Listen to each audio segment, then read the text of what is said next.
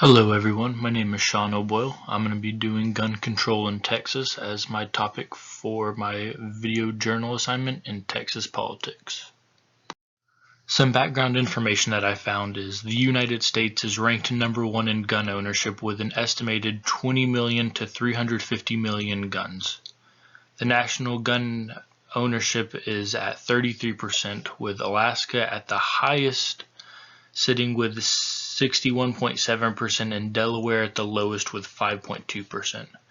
Texas sits right above the national average at 35.7%, and they are ranked number 18. In a CBS article, they write that the U.S. is split into thirds.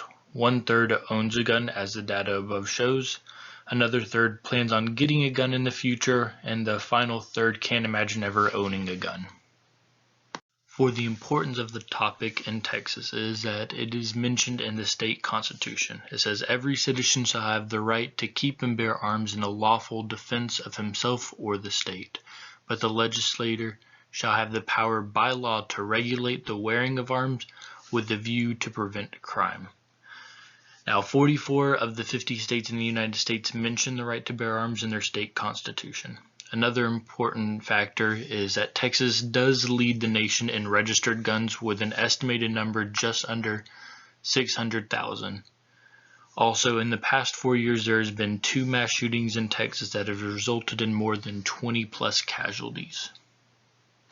I see 2 potential challenges that interfere with the progress being made on gun control. First is politicians trying to find common ground.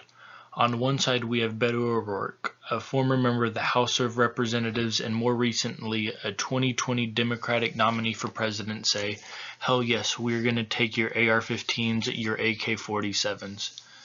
This got a response from the other side, current Governor Greg Abbott, saying Texas must be a Second Amendment sanctuary state. Another issue I see is urgency.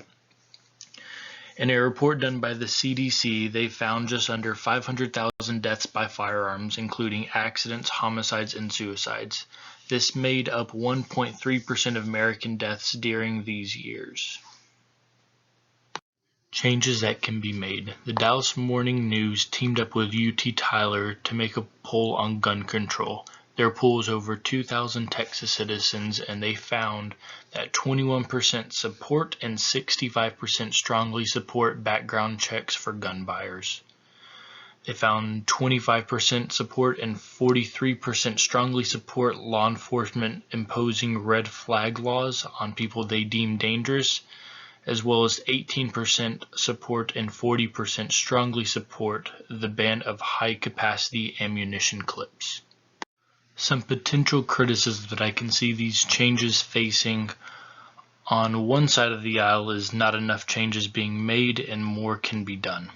On the other side of the aisle, it would not be in support of these regulations. The NRA's website states background checks don't stop criminals from getting firearms. This is also proven by a study by the Bureau of Justice Statistics when they studied individuals in prison for firearms crime. They found that most of them get their firearms through theft, the black market, family members, or friends.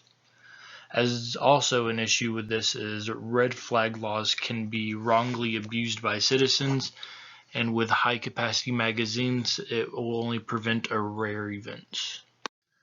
My response to the criticism is that I believe that this is a step in the right direction. In a society where both political parties believe that they need to win this debate, it will help find some common ground. It will also show that we can come together and make positive change, as well as this can give insight into if extensive background checks, red flag laws, and high-capacity magazine bans do not deliver effective and lasting results, then we can continue looking deeper into the root of what causes these shootings and mass shootings.